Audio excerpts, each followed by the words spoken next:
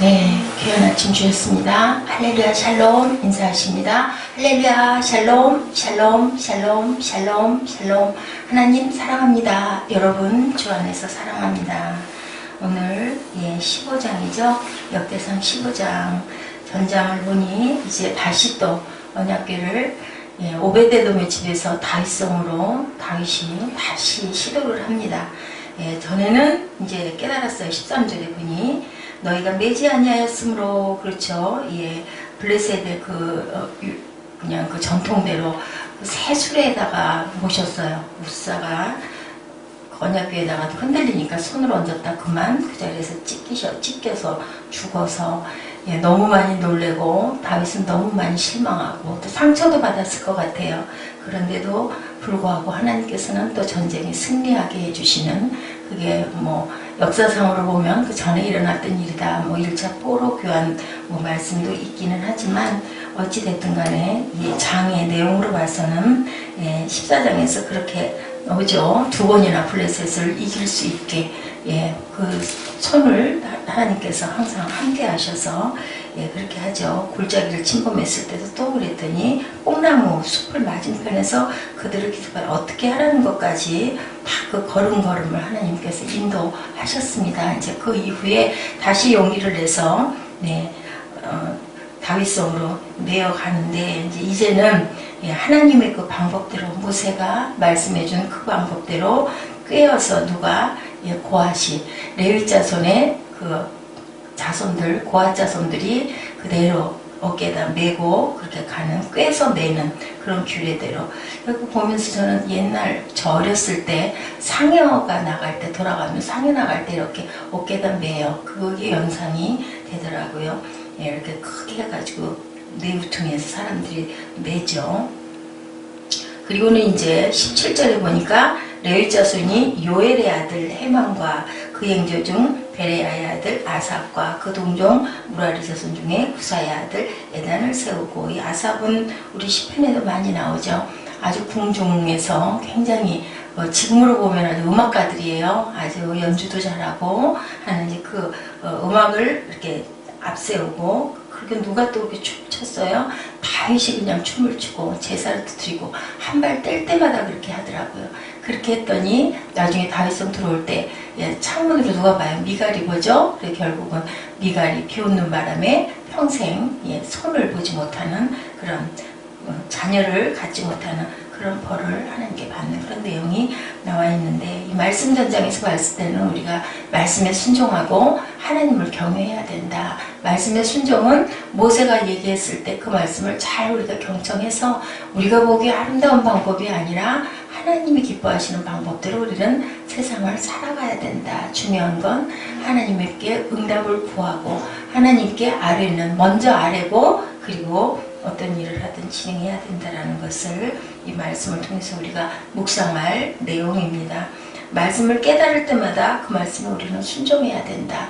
하나님의 뜻 뻔히 보이는데 딴 길 가면 결국은 오랫동안 지체하고 고생하고 힘들고 또 물질적으로도 손해보고 결국은 다시 또 원점으로 돌아올 수밖에 없는 우리의 삶이다. 우리가 삶을 이끌고 가는 게 아니라 우리는 이미 하나님의 자녀가 되었고 내 안에 계신 주님께서 나를 대신 살아주신다라고 고백을 한다면, 하나님이 감동을 주셨을 때 하나님의 말씀이 입각해 그 마음에 감동이 오면은 그대로 해야 된다. 깨달을 때마다 그렇게 해야 된다. 그 다음에 말씀을 경외해야 된다. 언약궤를 옮기면서 많은 레위인들과 많은 우리의 사람들이 찬양을 하며 나가죠. 말씀에 대한 우리의 자세, 찬양과 경배는 굉장히 중요하다. 말씀이 위주가 되는 게 아니라 찬양과 경배도 못지않은 하나님께 어울리는 기도고, 그죠? 무릎을 꿇는 자세이기 때문에 정말 중요하다라는 것을 우리가 꼭 깨달아야 된다는 것을 이 말씀 15장 전반에서 말씀하고 있습니다.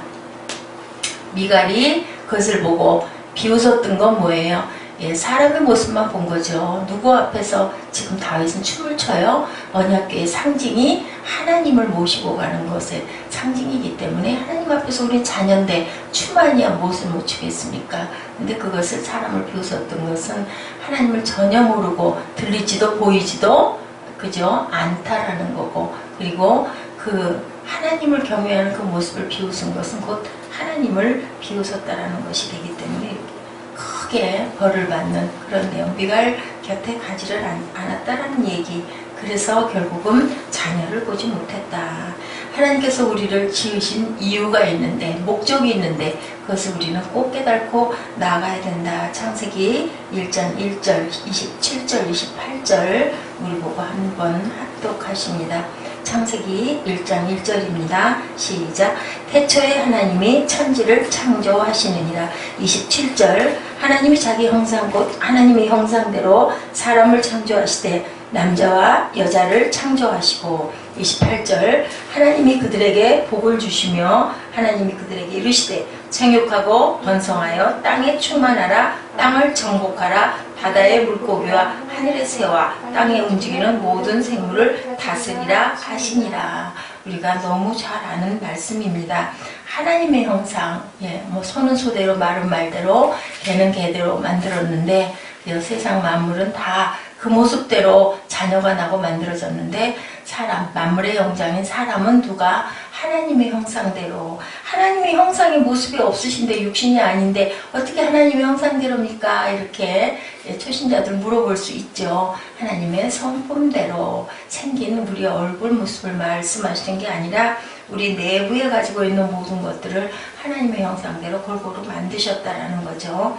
여기에서 인생을 창조하시면서 가지신 하나님의 기대가 과연 무엇일까? 다윗이 언약궤 앞에서 춤을 췄던 것 같은 모습을 하나님께서는 기대를 하고 우리를 만드셨는데 여러 가지의 종류들이 있어요. 그죠? 그래서 한번 살펴봅니다. 직업적 목적, 인격적 목적, 그리고 가정적인 목적을 하나님께서는 가지고 우리를 하나님의 성품대로 만드셨다. 형상대로 만드셨다. 직업은 뭐예요? 보케이션이라고 하죠. 라틴어 보카티오에서 유래했습니다. 그 뜻이 바로 소명, 부르심이라는 뜻을 가지고 있기 때문에 우리 마르틴 루터가 그리고 종교개혁자들이 어떻게 해요? 너희들이 하나님께서 주신 소명과 달란트들이 다 있다. 꼭 성전에서 하나님을 모시고 하나님의 예배를 드리는 목회자들만, 그죠? 사역자들만이 하나님이 부르신 게 아니라 각자의 직업으로도 하나님이 부르셨다라는 겁니다. 직업은 생존을 위해서 주어진 것만이 아닌데 우리 지금 세상에 살아가는 많은 사람들이 직업을 가지고 그냥 정말 먹고 살자니 이런 말이 나오죠. 그렇게 그것을 목적으로 하나님이 주신 것은 아니라는 거죠. 그냥 태어난 존재가 아니다. 창세기 1장 내용 우리 너무 잘 알죠. 첫째 날, 둘째 날, 그리고 셋째 날, 넷째 날, 다섯째 날, 여섯째 날 하나님이 지으실 때마다 다 짝을 가지고 지으셨어요. 그죠? 첫째 날에는 빛을 만드셨는데 네 번째 빛을 만들고 나서 해와 달과 별을 만드시기 위해서 빛을 만드셨습니다. 둘째 날 궁창이 뭐예요? 위에 물과 아래 물, 하늘과 바다를 만드시고 거기에 뛰노는 무엇을? 새와 물고기를 만드시기 위해서 만드셨다. 그죠? 셋째 날 땅을 지으시고 나서 어쨌어요? 여섯째 날 짐승과 그 땅을 다스리고 정복할 사람을 만드셨다라는 거죠. 만물을 지으실 때 하나님이 계획을 갖지 않고 지으신 건 아무것도 없다라는 거예요. 그 딱 꼭 짝을 만드시면서 지으셨다. 우리는 그냥 태어난 것이 아니다. 많이 살펴보면요. 첫째 날은 짝이 넷째 날, 둘째 날은 짝이 다섯째 날, 셋째 날은 짝이 여섯째 날을 위해서 만드셨다라는 겁니다. 이렇게 우리는 그냥 태어나지는 않았다. 그래서 하나님의 뜻을 이루실 목적을 가지고 지으셨는데 하나님의 뜻과 기대는 과연 무엇일까? 어때요? 로마서에 보면 칭의의 교리 말씀하고 있죠. 로마서 1장 11절 그 말미에 보면요. 교리적 기초를 지으셨어요. 그리고 로마서 12장 1절에는 뭐라고 말씀하세요? 형제들아 내가 하나님의 모든 자비하심으로 너희를 권한다 라고 얘기해요. 누가? 바울 사도가 하나님의 영감을 받아서 그렇게 말씀하시죠. 너희 몸을 무엇으로? 하나님이 기뻐하시는 거룩한 산 제물로 드리라. 이는 너희가 드릴 영적 예배니라. 그래서 우리가 헌신을 하고 섬기는 게 영적 예배를 하는 건데 영적 예배를 한다 하면서 목이 고다지면 안 된다라는 거죠. 이미 그곳에는 하나님의 성품이 떠났다고 봐야 된다라는 거예요. 우리는 한없이 낮아져야 되고 겸손하게 섬길 때, 그죠? 우리가 성전에 봉사를 하거나 섬김을 할 때는요, 정말 하나님의 마음으로 섬길 줄 알아야 된다라는 거예요. 그래서 주님의 모본을 보여주시고 발을 씻어주고 가셨다라는 거죠. 12장 2절, 너희는 이 세대를 본받지 말라 그랬어요. 이 세대를 뭐 부흥이 된다고 해서 그것을 따라가고 그 모습대로 가려고 하는 그 모든 것은 이 세대를 본받는 겁니다. 감동을 주시는 대로 조금 좀 힘들고 지루하더라도 우리는 지루한 마음을 가는 것 자체가 영적으로 이미 그죠? 뭔가 어디가 좀 아픈 거예요. 그런 것을 비워야 된다. 오직 마음을 새롭게 함으로 변화를 받아 하나님의 선하시고 기뻐하시고 온전하신 뜻이 무엇인지 분별을 해라. 무슨 뜻일까요? 깊이 기도하라는 뜻입니다. 온전하신 뜻이 무엇인지 분별하도록 하라. 그 뜻을 이루는 것이 우리의 소명이다. 하나님께서 이렇게 말씀하고 계십니다.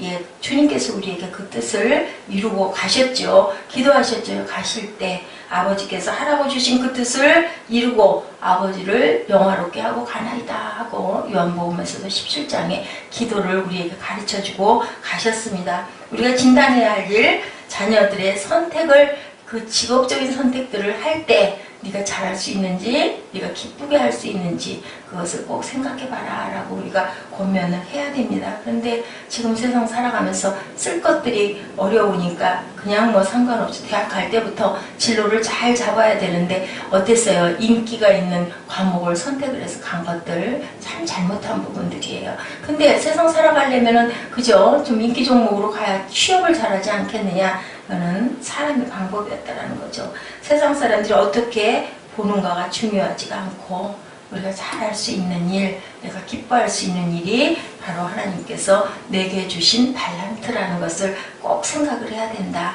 마틴 루터킹 주니어 목사님이 어떤 길거리 지나가다가 청소하는 젊은이가요, 막 그렇게 새벽에 청소하는 젊은이였던 것 같아요.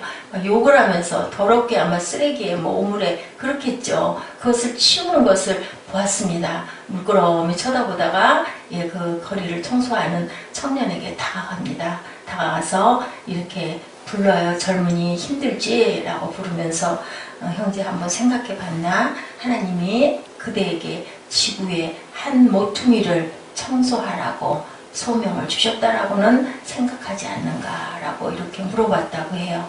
우리는 하나님이 지으셨는데 하나님이 너 거기 좀 쓸어라 라고 말씀하시면 우리 어때요? 얼른 달려가서 이해하겠죠. 어떤 권력 있는 사람이, 알아주는 사람이 아유 여기 이렇게 좀 지저분한데 여기 좀 쓸어야 되겠어. 그냥 그냥 몇십 명이 달려들어서 거기를 내가 쓸 거야 하고 달려갈 것 같아요.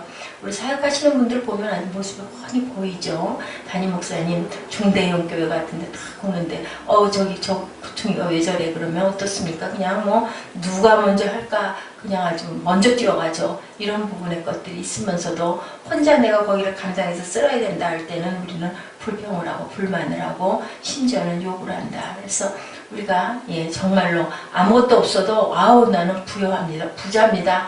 내 아버지가 부자시니까요. 아이들도 또한 우리가 그렇게 축복을 해야 됩니다. 어저께 제가 사무엘을 벌을 1시간 쓰라고 했다가 나중에 30분 조금 넘어서 제가 풀어주기는 했는데요. 그렇더라도 밉게 굴고 정말 실망시키더라도 우리는 축복을 잡고 해야 된다. 근데 아이들한테 저부터도 얘기할 때 미울 때는 이쁜 얘기가 나가지 않아요. 너 커서 뭐가 될래 소리가 나옵니다. 그럴 때마다도 축복을 하라고 어떤 목사님이 그런 간증을 하셨어요. 어려서 또 공부를 안 하고 노는 거 좋아하고 친구 좋아하고 게임 좋아하고 맨날 그래서 그냥 아주 정말 그 학교에서 받아오는 성적표가 중고등학교 때 보면 그냥 크리스찬 디올을 써가지고 와가지고 애를 다들 웃었죠. 크리스찬 디올이 목사님 뭡니까? 그랬더니 뭐긴 뭐예요? C나 D죠. 맨날 그렇게 받아와가지고 그래도 축복을 하셨대죠. 공부가 다는 아니다. 성적이 인생을 좌우하지는 않는다. 성적수는 아니다.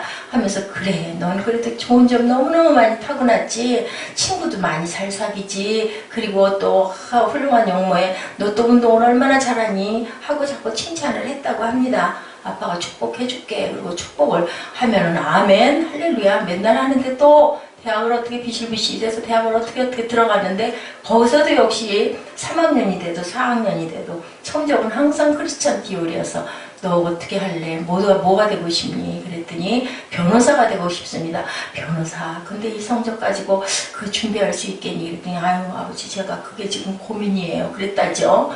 예, 그래서 좀 깊이 생각을 해봐라. 어땠을까요? 아주 그냥 정말 궁둥이에 이제 닥친 거죠. 이제 앞으로 진로는 나는 변호사가 되고 싶은데 그 성적 가지고는 어디를 가가지고 변호사 할 수가 시험을 볼 수가 없을 거니. 예, 그런데 마침 그 교회에 새로 신설되는 학교에 어떤 그 교수님들이 그 변호사 그 길로 갈 수 있는 학과 그 부분에 선전을 하러 마침 오셨다고 하죠. 그래서 그것을 물어봤답니다. 내 아들이 성적이 이만한데 왜 꼭 변호사가 되고 싶다는데 여기 갈 수 있겠습니까? 그랬더니 보더니 조건부로는 받아주겠다. 아마 그 목사님의 얼굴을 보셔서 아마 그 특별히 졸업을 할 수 있다 없다 그 부분으로 공부를 이만큼 하면 이렇게 해서 자격을 갖추게 해주겠습니다. 아마 그런 거였던 것 같아요. 우리 전에도 보면 신설되는 학과는 막 그냥도 넣어주죠. 졸업할 때는 이제 학점을 제대로 따야 되겠지만 결국은 그 나중에 졸업할 때 그 학교에서 설교를 해달라고 목사님한테 건의가 와서 가서 설교를 했다고 그러죠. 그것도 설교도 그냥도 아니고 아마 국제 변호사를 할 수 있는 그런 대학의 과였던 것 같아요. 가가지고 설교를 하고는 딱 단에서 내려왔더니 시상을 하는 자리에서 전체 수석을 부르는데 당신의 아들을 불러가지고 정말 깜짝 놀랐다고, 세상에 태어나서 그렇게 깜짝 놀란 적이 없었다고 그러죠. 그랬더니 아들의 얘기가 야, 자, 그래도 이 녀석아 좀 얘기를 좀 귀뜸이라도 해주지. 내 기절하는 줄 알았지 않냐? 그랬더니 아빠가 나를 늘 믿어주셨는데 저도 아빠에게 보답을 좀 하고 싶어서 알기도 제가 엊그저께 알았습니다. 연습할 때 알았는데요. 깜짝 놀라게 해드리고 싶어서 제가 이렇게 말씀을 안 드렸습니다. 죄송합니다, 아들이. 그랬다고 그래요. 그래서 지금은 그 아들이 국제 변호사를 하고 있는데 약간 자랑이시기도 하죠. 근데 이제 간증이신 거죠. 하고 있는데 과가 무슨 과냐? 게임기 취급을 하는 쪽에 변호사, 국제 변호사로 들어갔다면서 게임을 좋아하더니 거기다가 축복을 했더니 게임기 쪽에 있는 국제 변호사가 됐다. 그래가지고 첫 월급 타가지고 와가지고 어머니 앞으로 얼마, 아버지 앞으로 얼마 하면서 실좀 빼놓고 용돈을 주는데 그렇게 흐뭇할 수가 없었다. 얼마나 기뻐요, 그죠? 그렇기 때문에 항상 축복하라는 거죠. 신학교에서 바빠가지고 정말 그 계단을 막 정신없이 뛰어 오르내리면서 어떻게 저는 그때는 학교를 다닐 수 있었을까? 다 그때는 또 그만큼의 건강을 주신 거죠. 그러면서 죽겠으면 죽겠다 안 하고 살겠네 하고 뛰어다녀요. 그러니까는 옛날에 우리 어른들이 저희 자녀들에게 말 안 듣고 할 때 뭐라 그래요? 아유 이 부자가 될 녀석아 이렇게 야단을 친다고 그래요. 정말 우리 정말 화나면 그렇게 말 안 나가잖아요. 지난번에 이성미 그 집사님이 그 간증하는 거 들으셨죠? 예, 어느 날 깨달았다고 그러잖아요. 네가 그렇게 아이를 저주하는 것처럼 내가 네 아들을 이렇게 만들어봐? 예, 얼마나 무서운 얘기입니까? 그렇기 때문에 우리는 항상 입술을 고운 말을 써야 되고 결국은 뭘까요? 우리가 우리를 활기를 죽이고 누구의 성품을? 주님의 성품을 닮아야 한다라는 이야기입니다. 우리들이 참 귀하게 닮아야 할 부분이에요. 모든 직업은요 악한 일이 아니고는 하나님이 주신 성직처럼 하나님이 내게 주신 일이다라고 생각을 한다면 무엇하는 마음으로 예배하듯이 그렇게 우리가 종사를 해야 된다. 종교개혁자들이 가장 크게 개혁한 것이 바로 이거라고 그러죠. 옛날에는 제사장들의 직분을 가지고 있는 목회자들만 축복을 할 수 있었다. 근데 그 이후에 어떻게 됐어요? 우리 모두는 축복할 수 있는 왕같은 제사장들이 되었다라는 거죠. 그런 만큼 어떻게 해요? 우리는 전부 다 하나님의 자녀이고 하나님이 우리에게 주신 귀한 성직을 주셨으니 어느 자리나 그런 얘기 있잖아요. 목사님들은 어디로 직업을 가지고 왔다고요? 교회로 파송이 되어서 하나님이 주셔서 그 성직을 가지고 온 것이고 또 세상에 각종 직업에 종사하시는 분들은 그것으로 하나님께서 성직을 주셨다라고 생각을 한다면 귀하게 여기고 우리가 최선을 다해서 하나님을 섬기는 마음으로 그저 길거리를 쓸더라도 하나님께서 내게 이것을 하라고 주셨지 우리가 성전 바닥을 쓸면서도 하나님께서 내게 이렇게 귀한 일을 할 수 있게 해주셨지 이런 마음으로 해라. 두 번째로는 인격적인 목적을 가지고 주셨다. 이런 직업도 하나님이 주셨다. 두 번째는 인격적인 거. 1장 27절에 보니 창세기 하나님이 자기 형상 곧 하나님의 형상대로 사람을 창조하시되 남자와 여자를 창조하시고 아까 얘기처럼 우리 짐승들은 모두 다 각자의 형상대로인데 우리는 어떻게 해요? 자기 형상 곧 하나님의 형상대로 사람을 창조하셨는데 거기에도 짝을 두셨어요. 그죠? 세상을 지으실 때 짝을 주우셨던 것처럼 거기에 그 안에 무엇이 인격적인 특성을 집어넣어 주셨다라는 거예요. 그래서 내가 거룩하니 너희도 거룩하라 라고 말씀을 하시죠. 또한 옛사람을 벗어버리고 어떻게 하라고요? 새 사람을 입어라. 하나님의 참되시고 거룩하심을 본받으라. 거룩한 인격을 닮아라. 무엇이 되느냐가 중요하다면 무엇이 되는 것 안에 하나님의 성품을 닮아서 행해라 라고 말씀하신다라는 거죠. 에베소서에 그리스도의 장성한 분량이 되었다라고 그런 말씀이 있죠. 부부가 닮는 거 왜 닮아요? 왜 닮을까요? 바라보기 때문에 사랑하니까. 그죠? 우리가 하나님을 사랑한다면 하나님을 닮아야 되는 게 마땅한 거고 부부가 처음에는 정말 너무 다르잖아요. 그 목사님 말씀이 그러셨어요. 나는 너무나 공부를 하거나 책을 볼 때는 책상을 가득 틀어놓고 보는데 아내는 아직 딱 질색을 하고 딱 정돈이 되지 않으면 생각이 나는 안 나요. 그것 때문에 엄청나게 다투고 생선이 너무너무 싫은데 집에서는 맨날 생선찌개 끓이는 냄새가 나서 돌아서서 나가버리셨대요. 그때마다.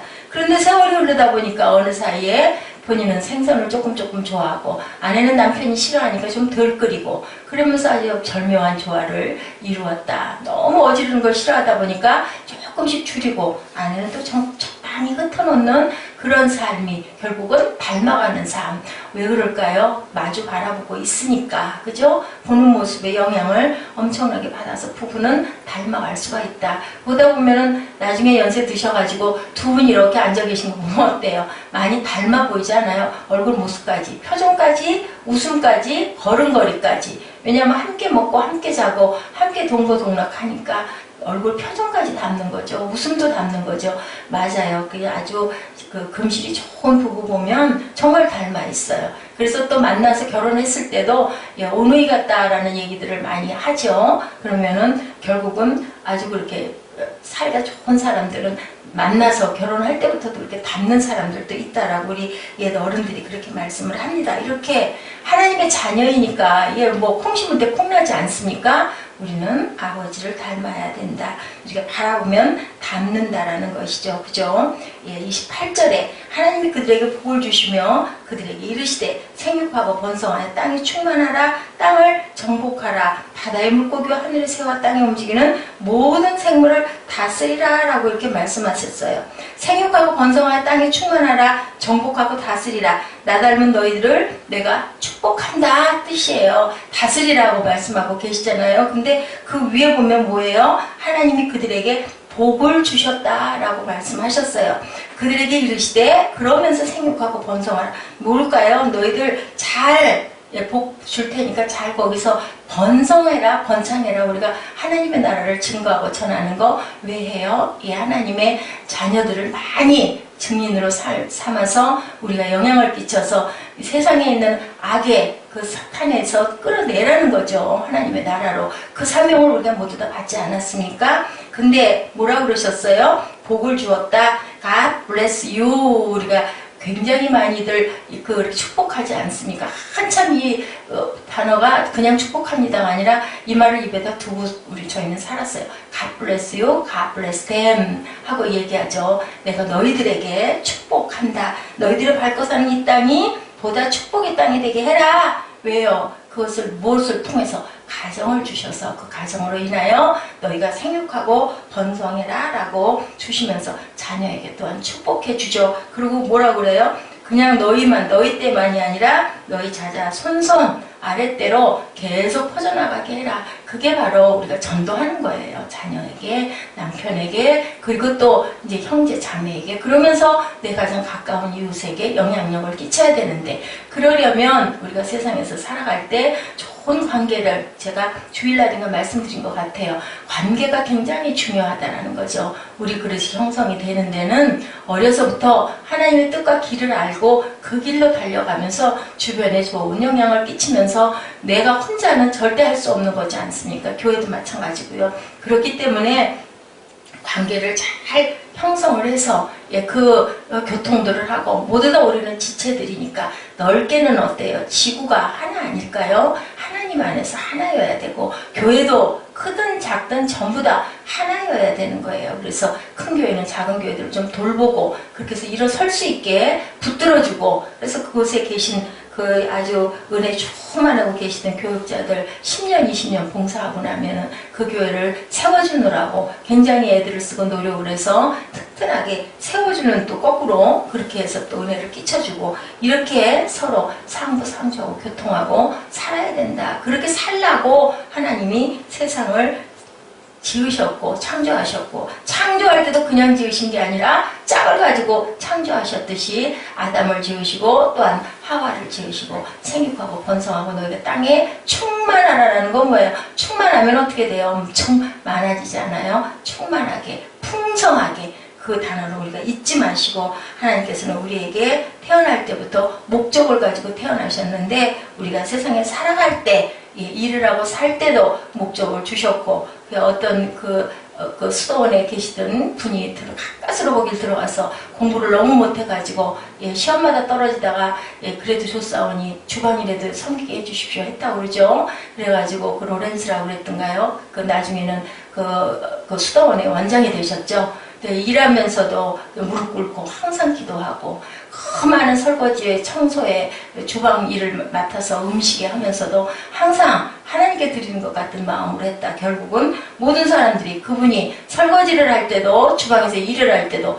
그분 옆에만 가면 꼭 예배를 드리는 것 같은 느낌이 든다 할 정도로 그렇게 경건했다고 하죠. 일을 다 끝내고 얼마나 몸이 필요할까요? 그러면 그 자리에 꿇어 앉아가지고 하나님께 기도를 했던 감사 기도를 했던 그런 분처럼 우리가 직업을 가질 때도 이건 하나님이 내게 주신 성직이지라는 마음으로 한번 임해봐라. 상사들에게도 마찬가지고 인격적인 목적으로는 하나님을 닮도록 그래서 가장 기본 단위로 가정을 주셨고 가정을 통하여서 우리가 생육하고 번성하고 충만해서 우리 아랫대들이 하나님께 귀한 축복을 받도록 그래서 이 오베데돔 우리가 어저께 말씀 나누고 오늘도 잠깐 읽었지만 이 내용을 가만히 조용히 훑어보세요. 거기 보면 오베데돔이 성전 문지기들이 돼요. 그때부터 그 사건 3개월 동안 근데 또 살펴보면 우연은 없는 거예요. 그 오베데돔의 그 식구들이 전부 고핫 자손이었다라는 거예요.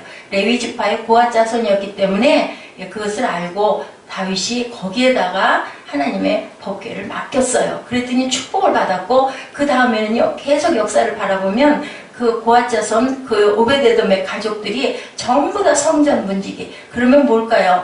원래 성물을 귀하게 여겼던 거예요. 하나님을 굉장히 잘 섬겼기 때문에 3개월 동안에도 근데 어땠어요? 그 전에 웃산에는 70년 동안을 하나님의 언약궤를 모셨어요. 근데도 결국 죽고 3개월을 섬긴 오베데돔의 그 집안에는 엄청난 축복을 주셨다는 것은 하나님을 온전히 섬기고 하나님의 율례대로 귀하게 예배했다라는 결론이 있습니다. 그래서 뭐 나중된 자가 먼저 된다라고 얘기하죠. 오래 믿고 안 믿고가 중요한 게 아니라 하나님의 뜻을 어떻게 우리가 알고 그 뜻대로 살아가느냐가 굉장히 중요하다. 그래서 역대상 15장의 말씀에도 결국은 다윗이 하나님의 말씀에 그대로 순종해서 그대로 우리의 방법으로는 번쩍거리는 금수레가 더 좋을 것 같지만 하나님의 뜻은 그게 아니었다라는 거 굉장한 영적인 진리가 역대상 15장에도 그리고 또 오베데돔이 그렇게 복을 받았다라는 거 예수님의 십자가를 그 대신 메고 갔던